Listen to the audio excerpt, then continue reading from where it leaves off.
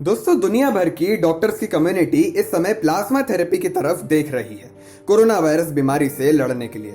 कॉन्वल्सेंट plasma therapy को China की health commission ने एक थेराप्यूटिक मेथड के तौर पर एनलिस्ट किया है। चाइना ने खुद।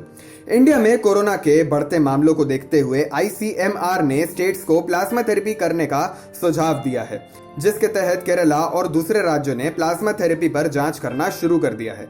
मगर अभी तक आईसीएमआर ने प्लाज्मा थेरेपी को एक ट्रीटमेंट ऑप्शन के तौर पर मान्यता नहीं दी है। अब दोस्तों, प्लाज्मा थेरेपी है क्या?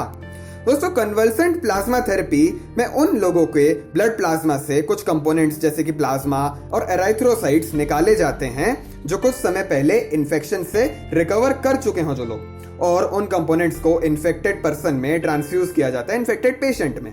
जब भी आप पर किसी वायरस या बैक्टीरिया का हमला होता है तब आपका इम्यून सिस्टम उसके खिलाफ एंटीबॉडीज तैयार करता है।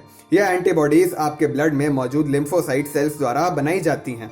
यह एंटीबॉडीज सीधी भाषा में वायरस या बैक्टीरिया से लड़ने में सहायक होती हैं। प्लाज्मा में ही मौजूद रहती हैं ये एंटीबॉडीज। दोस्तों, जब वायरस मर जाते हैं तब भी एंटीबॉडीज प्लाज्मा में कुछ समय के लिए बनी रहती हैं, ताकि अगर दोबारा इन्फेक्शियस अटैक हो तो वो उसे खत्म कर सकें। एंटीबॉडीज को रिकवर्ड पेशेंट से निकालकर प्लाज्मा डिफ्यूजन के जरिए किसी दूसरे इन्फेक्टेड पेशेंट में भी डाला जा सकता है, जहां वायरस को रिकॉग्नाइज करके ये उसे खत्म कर सकती हैं। दोस्तों, कोरोना वायरस की बनावट में कुछ स्पाइक्स बाहर निकले होते हैं जो दूसरे सेल्स को इन्फेक्ट करने में वायरस की हेल्प करते हैं, क्योंकि वायरस खुद एक सेल नहीं होता।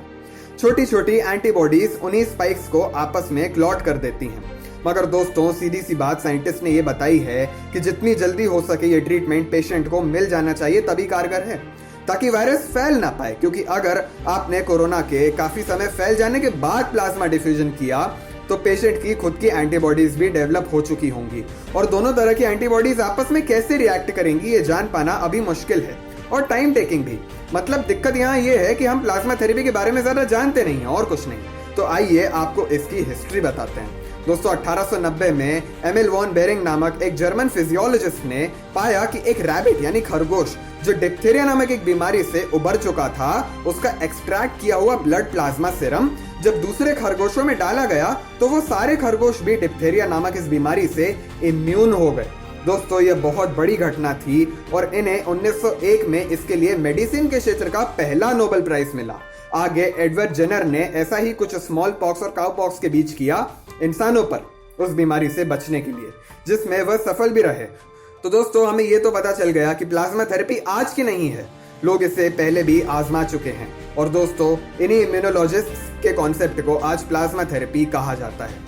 दोस्तों, जब 2014 में दुनिया पर इबोला नामक संकट आया तब भी कन्वल्सेंट प्लाज्मा थेरेपी अपनाकर डॉक्टरों ने रिकवर्ड पेशेंट्स के ब्लड प्लाज्मा को इन्फेक्टेड पेशेंट्स में ट्रांसफ्यूज करके इसे महामारी नहीं बनने दिया था, और WHO ने भी इसे मान्यता दी थी। दोस्तों, प्लाज्मा थेरेपी ने तब भी दुनिया की मदद की थी जब 2003 में सार्क वायरस आया था और 2012 में मर्क। ये भी काफी खतरनाक वायरस थे। दोस्तों, अब WHO का मानना है कि convulsant plasma therapy corona virus महामारी से निपटने के लिए एक अच्छा उपाय हो सकती है। PGI चंडीगढ़ में भी इसको लेकर रिसर्च चल रही है।